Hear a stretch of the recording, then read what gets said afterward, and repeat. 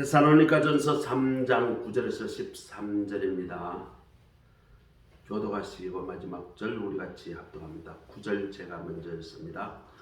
우리가 우리 하나님 앞에서 너희로 말미암아 모든 기쁨으로 기뻐하니 너희를 위하여 능히 어떠한 감사로 하나님께 보답할까? 주야로 신이 강구하는 너희 얼굴을 보고 너희 믿음이 부족한 것을 벗어나게 하려 함이라. 하나님 우리 아버지와 우리 주 예수는 우리 길을 너희에게로 갈 수 있게 하시오며 또 주께서 우리가 너희를 사랑함과 같이 너희도 피차함과 모든 사람에 대한 사랑이 더욱 많아 넘치게 하려 같이 읽습니다. 너희 마음을 굳게 나게 하시고 우리 주 예수께서 그의 모든 성도와 함께 강림하실 때에 하나님 우리 아버지 앞에서 거룩한 내 너희 없게 하시기를 원하노라. 아멘.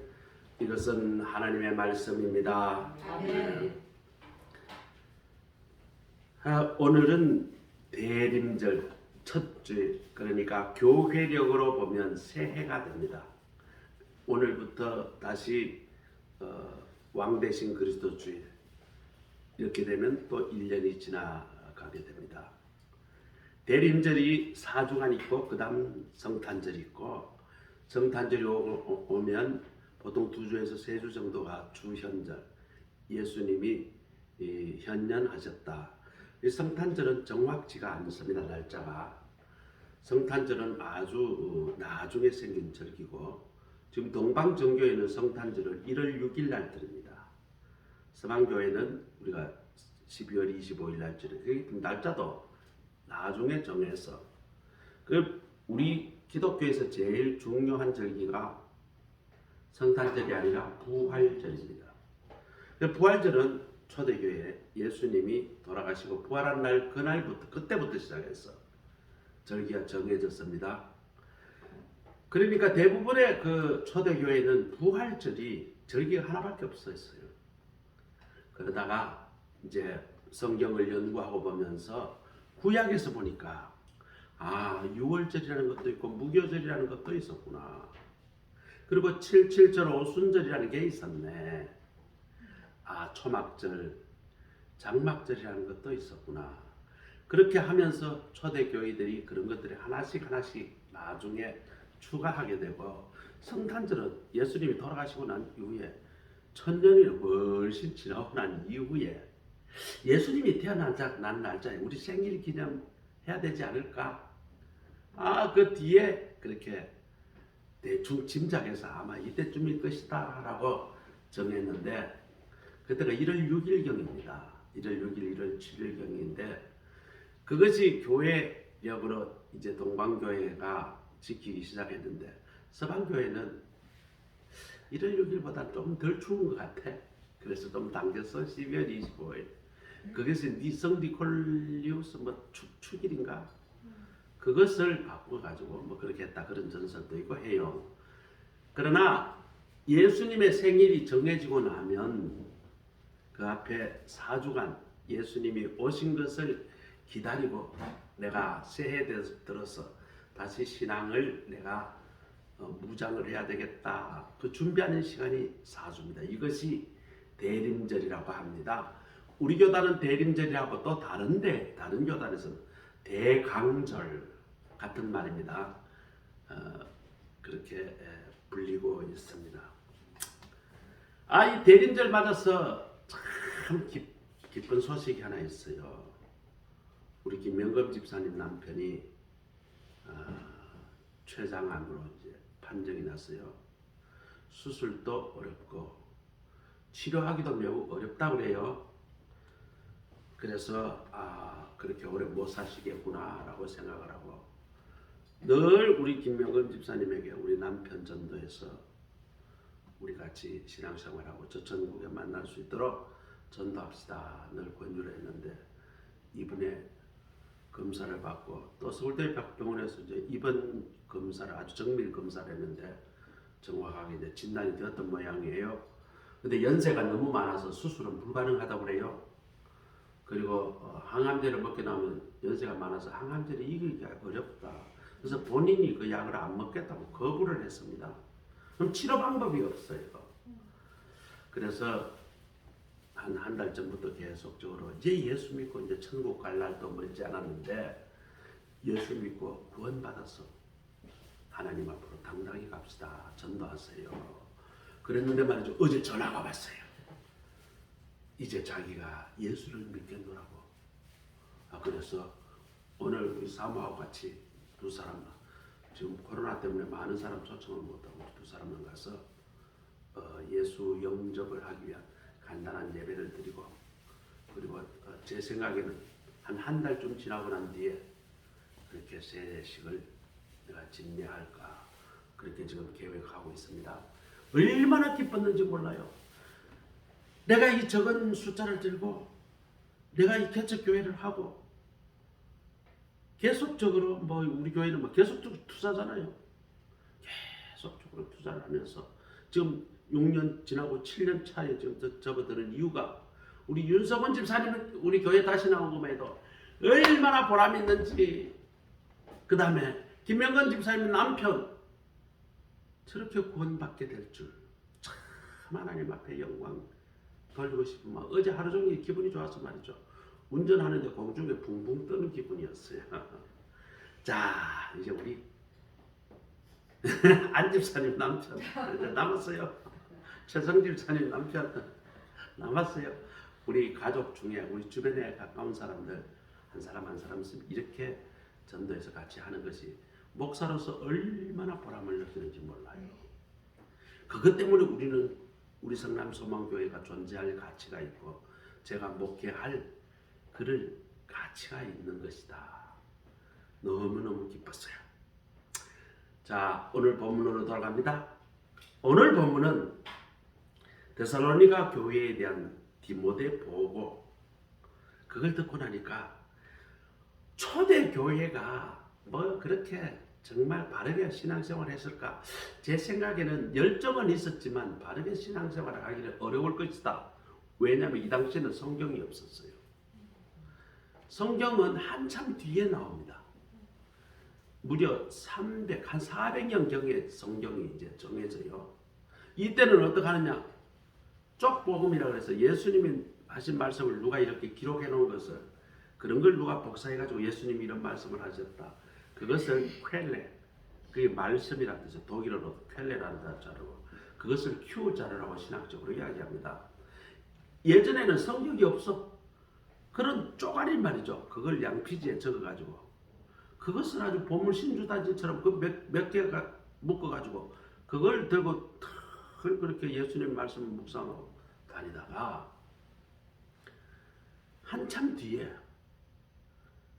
로마에서 핍박받는 사람들이, 야, 이렇게 핍박받는데 하나님의 말씀을 좀 제대로 좀 알고나 믿다가 죽었으면 좋겠다. 그런 필요성에 의하니까 마태복음서를 로마에서 핍박받는 그리스도인들을 위하여 적습니다.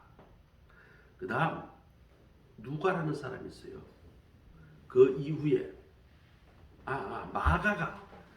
마가가 로마에서 있는 사람들을 위해서 그 성경을 먼저 썼어요.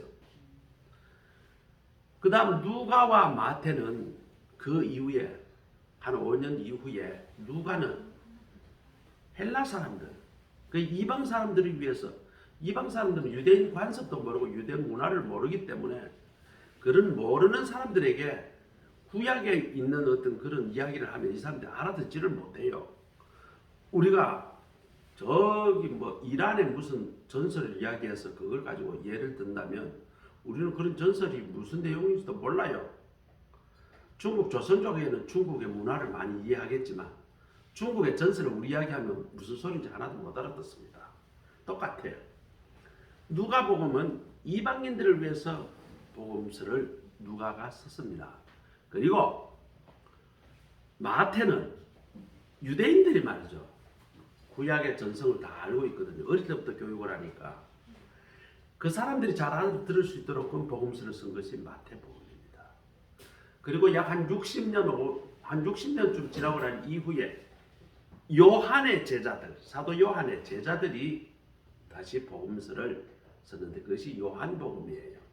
그때는 헬라 문화가 교회에 많이 들어와서 헬라의 문화에 나쁜 점도 있지만 좋은 점이 아주 많았어요. 그 문화를 받아들여서 이 복음을 재해석해서 쓴 책이 요한복음입니다. 그런데 이 복음서가 쓰기 전에는 아까 예수님의 말씀자로 쪼가리 그 복음서 들어가면서 퀼레자로 큐자로라고 그랬어요. 그것과 함께 바울이 초대교회에 바울이 살아생전에 편지를 쓴 것이 많이 있어요. 그 중에서 우리가 성경으로 이것은 우리가 믿을 가치가 있다라고 인정하는 것이 13개가 있어요. 편지. 바울에 쓰신 편지. 그 중에 하나가 데살로니가 전서인데 이 데살로니가 전서는 다른 복음서보다도 훨씬 더 일찍 쓰여졌습니다. 아마 56년, AD 56년 예수님 돌아가시고 한 몇 년 안 돼서 써진 것이가 데살로니가 전서예요. 왜 데살로니가 전서가 써졌는가? 바울이 전도하다가 데살로니가에 전도하다가 쫓겨났어요. 데살로니가에서 데베아라는 도시였다. 거기서 또 쫓겨났어요. 그리고 아덴이라는 곳, 아테네, 지금으로 아테네로 쫓겨났다가 아테네에서 거기에 복음을 아무리 전해도 전도가 안 되니까 아테네에서 가까운 고린도라는 도시로 갔습니다.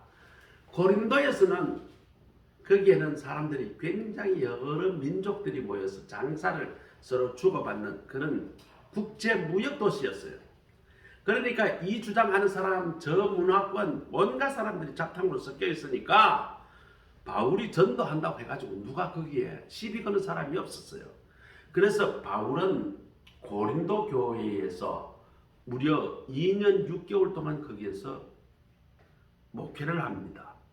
그러면서 많은 제자를 키우기도 하고 거기에서 있을 때에 데살로니가 교회를 전도를 하고 거기는 오래 있지 않았지만 거기도 그래도 이 바울을 통해서 기독교로 받아들이는 사람 교회가 있었거든요.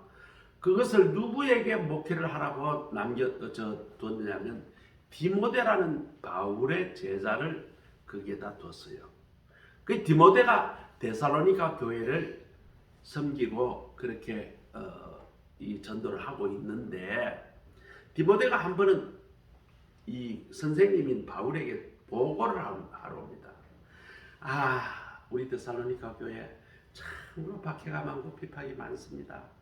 우리 성도들 몇 안 되지만 참 하나님 말씀을 잘 듣고 있지만 이런 박해가 있고 저런 박해가 있고 이런데 이단들이 너무 많이 들어와서 우리가 성경도 잘 모르고 없고 그래서 이 이단들 때문에 방어하기가 너무 힘듭니다. 그리고 유대인들이 계속적으로 이 기독교인들을 죽이려고 계속 박해를 하는데 너무 힘듭니다. 뭐 여러 가지 그런 데살로니가 교회에 있던 이야기를 보고를 해요. 자, 그 이야기를 다 듣고 바울이 디모데에게 권면하는 편지를 그렇게 쓴 글이 오늘 글이에요. 자, 오늘 이 데살로니가 교회가 극심한 박해로 그리고 이단들이 지금 들어왔어. 교회가 매우 어렵다. 이것을 바울은 종말의 시기가 닥친 것과 같다라고 보았던 것입니다. 그래서 종말에 이 닥쳤을 때에 성도들은 하나님이 기뻐하시는 신앙이 되도록끔 그렇게 신앙생활을 해야 한다. 그렇게 권면을 하고 있어요. 오늘 대림절의 4주 동안 우리가 생각해야 될 것이 첫 번째 뭐냐 하면 예수님이 오신다면 우리가 재림 예수님이 오실 거예요. 오시면 모든 것은 올스톱이 됩니다. 이제 심판이 시작이 되기 때문에 그래요. 그때 되면 어마어마한 전쟁과 난리가 나서 사람들이 그냥 일반 삶을 살 수가 없는 그런 상황이 됩니다. 그것은 묵시록에 그러한 것들이 잘 표현되어 있고 데살로니가 후서, 고린도 후서에서도 그런 내용들이 나와요. 자, 그렇게 됐을 때는 지구가 이제 멸망이 되겠죠. 그렇게 됐을 때 어떻게 되겠는가?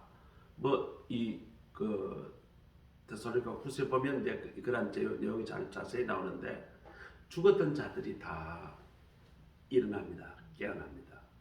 깨어나서 심판을 받기 위해서 먼저 깨어나서 하늘로 들림을 받고 살아있는 사람은 어떻게 될 것인가? 살아있는 사람은 그대로 우리가 공중부양비 된다 그래요.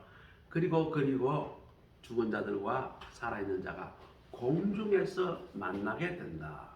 그러면서 공중에서 하나님의 예수 그리스도가 오셔서 심판을 하시는데 그때에서 구원받은 자와 구원받지 못하는 자로 나뉘게 되고 구원받지 못하는 자는 음부로 가게 됩니다. 그리고 구원받은 자는 예수 그리스도와 함께 다시 지상으로 내려오게 돼요. 그때는 예수 그리스도가 이 지상의 왕이 되고 우리 믿는 자는 예수 그리스도와 함께 이 지구를 다스리게 되는 그런 권세를 받게 되고 그때부터 천년 왕국이라는 것이 있어서 그 천년 왕국 동안 우리가 예수 그리스도와 함께 이 피조물을 다스리게 되는 그러한 것이 재림 때에 일어날 일이다. 천년 왕국이 끝나면 전부 다 우리는 저 천국으로 다시 올라가게 될 것이다. 성경에서는 그렇게 종말을 이야기하고 있어요.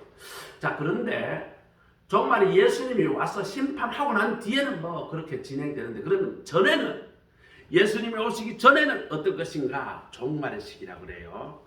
이 종말의 시기는 대피팍이 온다는 것이죠. 사실은 이 종말에 대한 신앙이 우리 그리스도인들이 가져야 될 가장 중요한 신앙의 그 모습입니다. 우리의 삶이 진짜 내일 예수님이 재림할지 안 할지는 아무도 몰라요. 그때는 아무도 모른다고 예수님께서 이미 말씀을 하셨고 그리고 수천 년 전부터 종말이 온다 했지만 아직도 안 왔거든요. 그러면 오늘 내일 올 거냐? 그것도 나도 몰라. 그러나 우리의 때를 자세히 보면 예수님께서 표현한 종말의 때와 매우 비슷하다. 그러면 이때 우리는 어떻게 이 시대를 해석하고 우리의 신앙생활을 어떻게 해야 할 것인가? 내일 종말이 온다 할지라도 아니면 아니 온다 할지라도 우리는 종말에 사는 성도의 자세로 살아갈 필요가 있습니다. 그것이 이 4주간 동안 우리가 그것을 배우고 그러한 삶의 자세로 다시 돌이키는 것을 대림절이라고 합니다. 그렇기 때문에 교회적으로 보면 이 대림절은 매우 중요합니다. 내 신앙을 다시 한번 원점으로 조정하고 하나님에게 바로 바라보며 예수 그리스도를 통한 구원의 신앙과 확신을 다시 한번 바로 잡는 기간이 언제다? 이 대림절이거든요. 그렇기 때문에 이때는 기독교의 가장 중요한 교리 그것을 강조해서 그렇게 설교를 하게 되는 것입니다. 자, 첫 번째로 이 대림절 맞은 우리 성도들은 하나님이 기쁨이 되는 신앙인으로 살아가야 하는데 첫 번째 뭐냐? 자, 오늘 설교는 코람데오의 신앙을 살아가야 한다. 이 코람데오라는 말은 무슨 말인가? 우리가 항상 하나님이 내 앞에 계신다. 하나님이 나를 모두 보고 계신다. 하나님을 의식하면서 살아가는 것이 코람데오의 신앙입니다. 두 번째로는 하나님과 늘 소통하며 살아가야 한다. 그것이 뭐냐? 간구하며 주야로 간구하며 살아가야 한다. 기도하며 우리 집사님이 우리 집사님 그 목사님 내가 눈만 뜨면 그래도 기도해요. 좋아요. 바로 그러한 삶을 살아가는 거예요. 기뻐도 하나님 감사합니다. 내 마음이 짜증나고 힘들어요. 하나님 내가 지금 너무 힘들어요. 지금 이 상황을 내가 이길 수 있도록 하나님 나에게 힘 주옵소서. 이렇게 기도하며 살아가는 것이 뭐예요? 날마다 주야로 간구하며 살아가는 것이죠. 그리고 넘치게 사랑하며 살아가는 것이 하나님께 기쁨이 되는 신앙입니다. 오늘 설교는 이렇게 진행될 거예요. 이미 설교 한편 설교 다 했어요. 첫 번째, 코람데오의 삶을 살아야 하나님이 앞에서 기쁨이 되는 신앙입니다.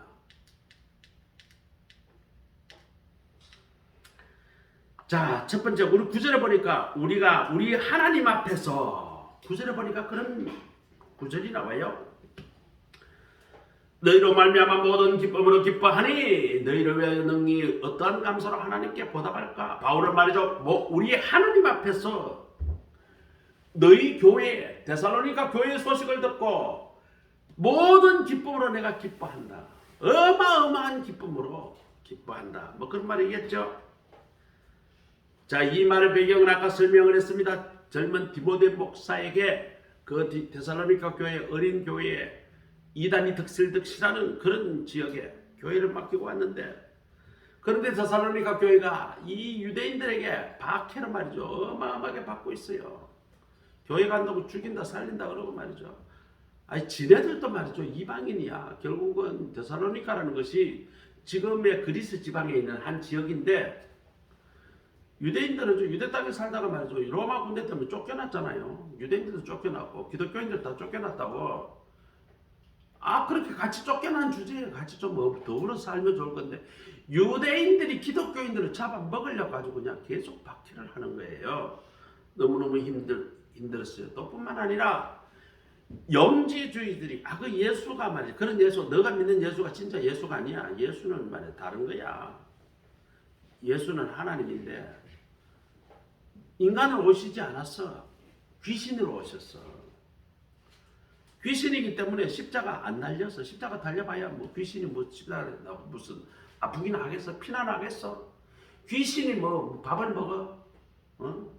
예수님은 하나님 그분이 영으로 오셨지 육으로 오시지 않았어. 이런 영지주의가 교회 안에 들어와가지고 얼마나 난리 분탕을 지기는지 교회가 지금 말이죠. 안 그래도 지금 힘들어 죽겠는데 그런 이단들이 들어와서 말이죠. 내가 예수다 혹은 예수 동생이다 이런 놈도 나타나고 별의별 이단들이 많이 나타나니까 교회가 너무너무 힘듭니다. 그리고 말이죠. 예수의 재림은 없어. 부활 그런 거 없어. 예수님 죽지도 않았는데 무슨 부활이 있어. 그러면 이 세상은 어떻게 살 것인가? 하나님 믿고 내가 자신감을 가지고 잘 먹고 잘 사는 게 장땡이다. 교회 안에서 이렇게 가르치는 그런 이단들이 넘쳐났다고 그래요. 바울이 말이죠. 인간적으로 보면 얼마나 실망스럽겠어요. 그렇지만 바울이 말이죠. 하나님 앞에서 너희를 바라보니, 내가 하나님의 눈으로 너희를 바라보니, 그 박해 가운데서도 신앙을 지키려고 애쓰는 일부 사람들이 있고, 그 가운데서도 이단들을 교리를 이겨내고 그렇게 신앙생활 바른 신앙생활 하는 사람들이 상당수 있다라는 디모데의 이야기를 듣고 나니 얼마나 내가 기쁜지 모르겠다. 너희로 말미암아 내가 하나님 앞에서 모든 기쁨으로 기뻐한다. 오늘 우리 성도들은 어떻게 살아가야 하는가? 우리는 날마다 우리의 상황이 때로는 불리할 수도 있어요. 우리의 상황이 때로는 내가 원하지 않는 상황이 흘러갈 수도 있겠어요. 이 세상이 어렵고 힘들고 불안정하게 살고 싶은 사람이 누가 있겠어요? 그러나 이 세상에 삶 가운데서 내가 원치 않은 그런 상황으로도 흘러갈 수가 있어요. 때로는 하나님의 은혜로 참 은혜 가운데 참 이게 모든 게 안정되게 잘 흘러갈 수도 있겠어요. 그러나 우리의 삶 가운데 상당 부분은 우리가 원치 않는 대로 흘러가는 경우가 많습니다. 이러할 때 우리는 어떻게 해야 할 것인가? 그러할지라도 우리는 낙심하지 말고 우리가 하나님의 우리의 삶에서 역사하실 것이다. 그리고 예수 그리스도께서 오셔서 최후에 심판하시고 우리를 부활의 예수 그리스도의 능력으로 우리를 회복시켜 줄 것이다. 이것을 믿는 마음으로 살아가는 거예요. 그럴 때 우리의 마음은 어떻게 해야 되는가? 이런 상황 가운데서도 하나님이 나를 지금 지켜보고 있다. 하나님이 지금 내 옆에서 지금 역사하신다. 그러한 믿음을 가지고 살아가야 하는 것입니다. 그러한 믿음으로 나를 바라보고 그러한 믿음으로 남을 상황을 바라봐야 할 것입니다. 그러면 하나님 앞에서 살아간다는 그 신앙의 정체는 무엇일까? 이것은 무엇인가? 하나님 앞에 나는 무조건적인 겸손한 자세로 살아가는 것입니다. 내가 하나님 앞에 살아간다고 하면서 무슨 상황이 닥치거나 뭘 하게 되면 하나님을 내버려 버리고 내 성질대로 살아가는 사람이 있어요. 누가 말이좀 뭐라 그럴 것 같으면 내가 발칵 해가지고 그냥 화를 왕 내고 그거는 말이죠. 하나님이 살아계신다는 걸 인정하지 않아요. 우리가 하나님 앞에 살아간다는 것은 제일 중요한 덕목이 무엇인가? 내가 하나님 앞에 철저히 겸손하게 살아간다는 거예요. 상황이 벌어졌어요. 그 상황을 딱 두고 하나님이 나를 지금 바라보고 있다. 이 상황을 어떻게 내가 받아들일 것인가? 누가 옆에서 내 마음을 상하게 했어요. 그때 내가 어떻게 반응할 것인가? 하나님이 나를 바라보고 있다면 내가 어떻게 반응해야 옳을 것인가? 그것을 생각하며 반응하고 말하고 행동하는 것이 그것이 코람데오의 삶인 것입니다. 그렇게 하면 내가 함부로 대해야 될 사람이 없어요.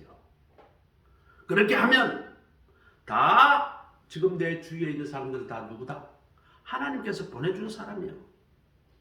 하나님의 사람들입니다. 그분이 예수를 믿든 안 믿든 그리고 하나님 앞에서 작은 가능성이 부활의 능력이 더 입혀지면 지금 내 주변에 있는 모든 상황이나 내 만나는 모든 사람들이 뭐예요? 무한한 가능성으로 바뀌게 됩니다. 나 또한 마찬가지예요.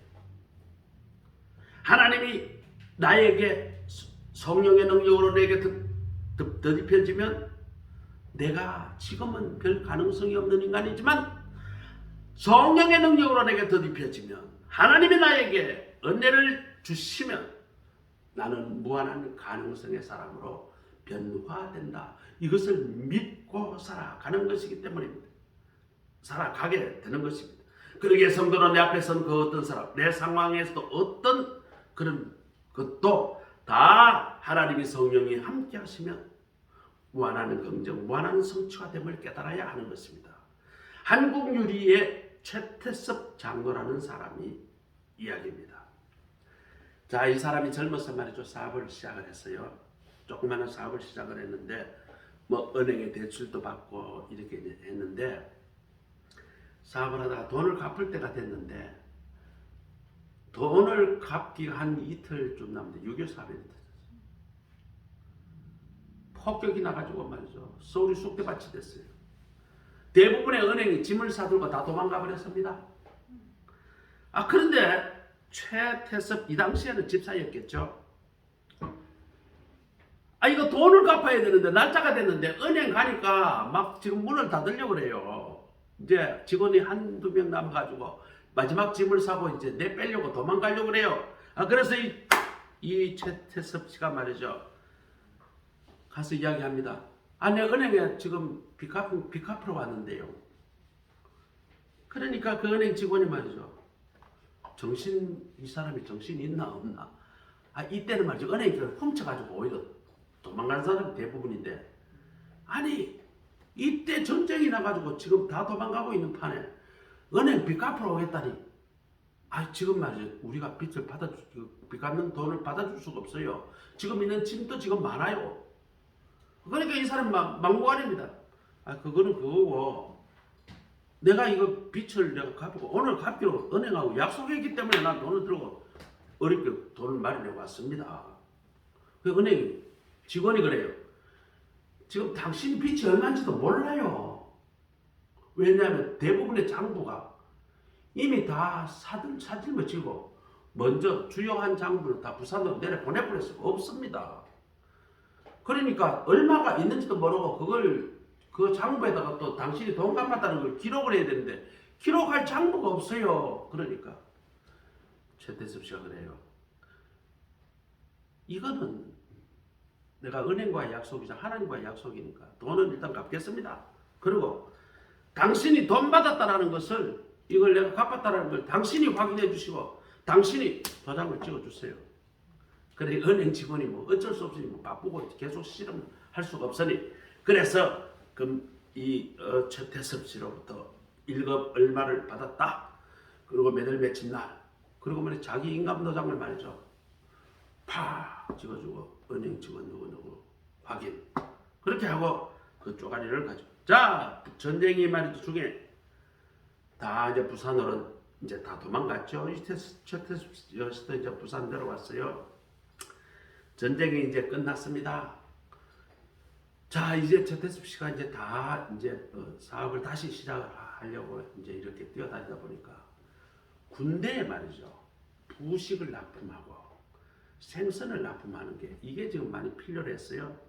그래서 그 사업을 이제 하려고 이제 생선을 좀 들고 부산에 가서 상선제 써가지고 갔는데 이러지 말고 당신이 워낙에 고기를 깨끗하게 잘 좋은 걸 갖고 오니까 아예 우리 저 부산하고 지금 제주도에도 큰 부대가 있으니까 두 군데 당신이 부대에 그 납품할 생선을 다 좀 납품을 하세요 요청을 하는데 문제는 그러려면 자기가 큰 배가 있어야 돼. 고기 잘 배. 전쟁통이 지나고 난데 조그마한 인근에서 잡는 배로 가지고는 턱이 없어. 하루에 몇 톤의 그 고기를 잡아가지고 계속 납품해. 이 돈이 있어야지 배를 살라고. 아 그래서 은행에 가서 말이죠 돈 빌려달라고 그러니까 은행에서 말이죠 돈을 이 전쟁통에 누구를 어떻게 믿고 빌려주나요? 안 된다고 그래요. 담보 있습니까? 아니 담보 서울에 있고 뭐 다 박살나서 지금 담보도 없습니다. 아 그러면 돈은 못 빌려준다고 돌아가라는 거예요. 근데 이 사람이가 돌아서면서 이야기합니다. 혹시 내가 예전에 돈 갚았는데 돈 갚았다라는 게 진짜 그게 제대로 지금 서류 처리가 되어 있는지 그거 한번 확인하고 싶어요. 내가 서울에 사업할 때 큰 돈을 빌리고 내가 전쟁통에 갚은 적이 있어요. 그러면서 자기가 영수증을 탁 내놓습니다. 예전에 이렇게 해서 돈을 갚았습니다. 그걸 보던 이 직원이 말이죠. 은행 직원이 가만 보더니 진짜네.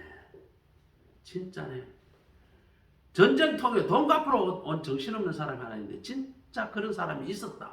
이거 전설로만 알고 있었는데 당신이 진짜구나. 그래서 그 사람을 은행장에게 안내를 하는 거예요.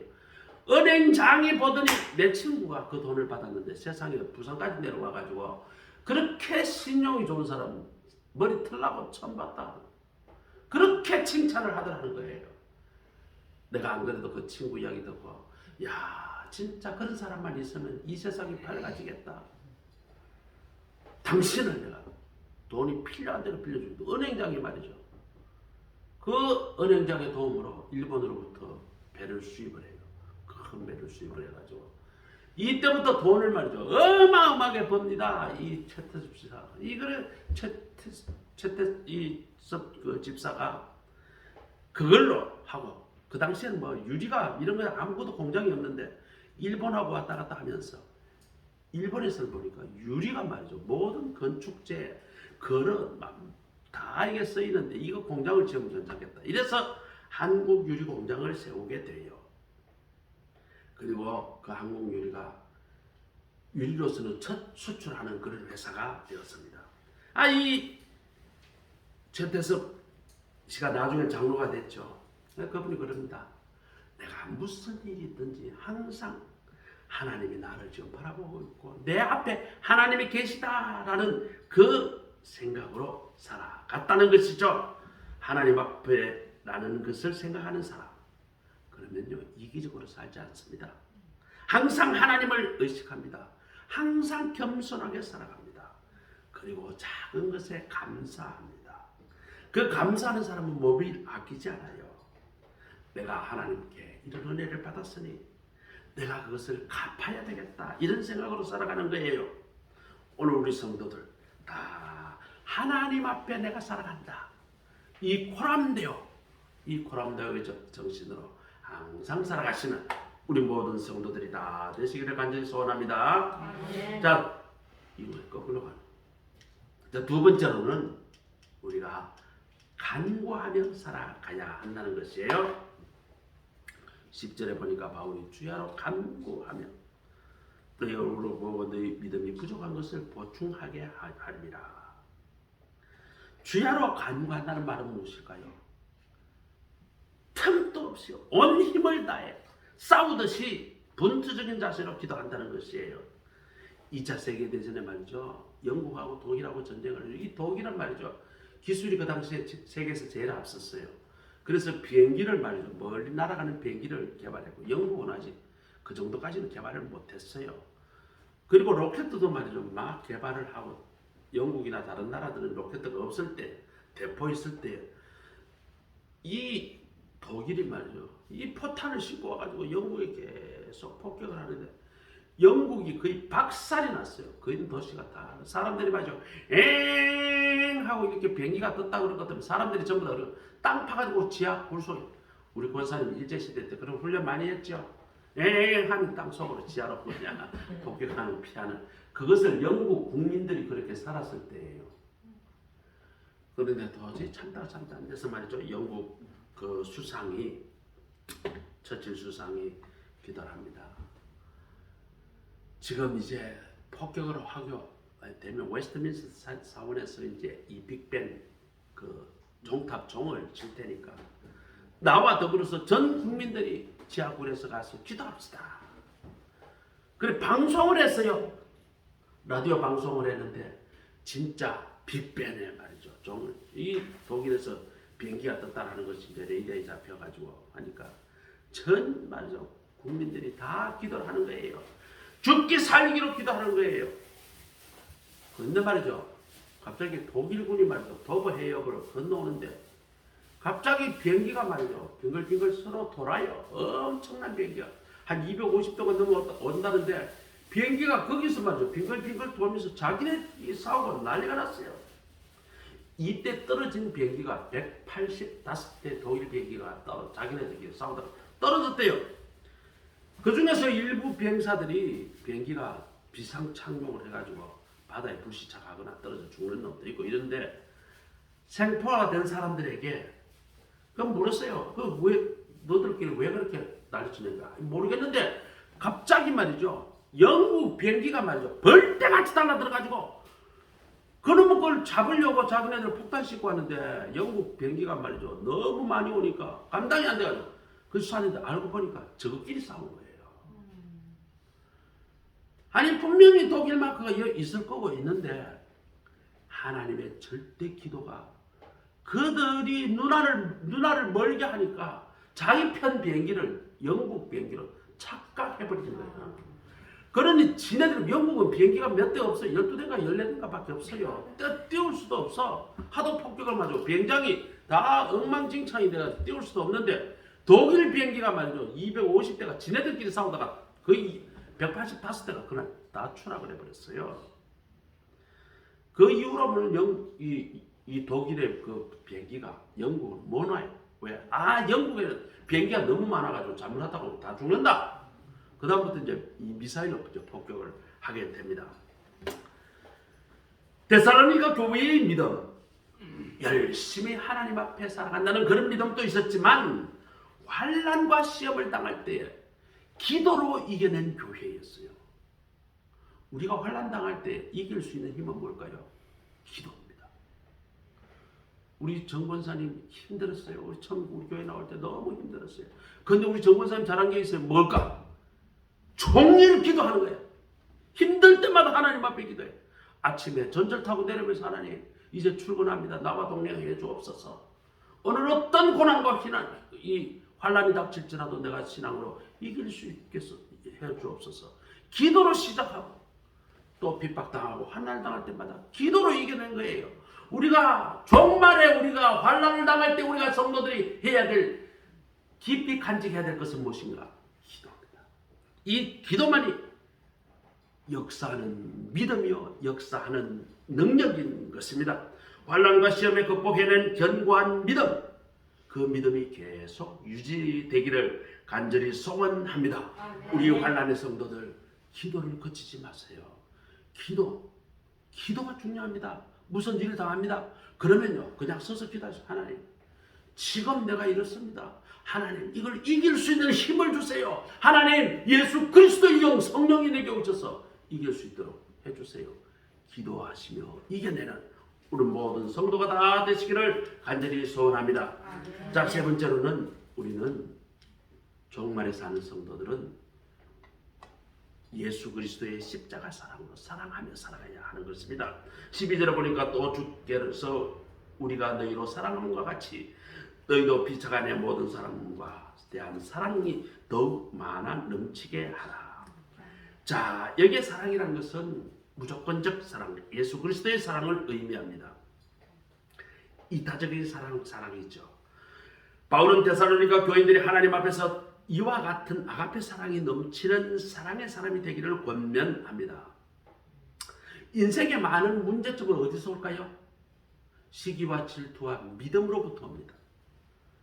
이 시기 질투보다 오히려 사랑하는 마음으로 축복할 때 우리 인생의 많은 문제가 해결이 됩니다.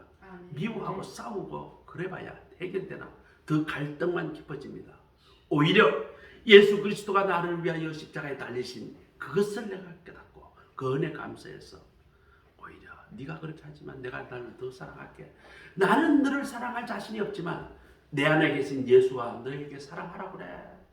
그러면서 그 사랑을 실천할 때에 하나님께서 도와주시는 것입니다.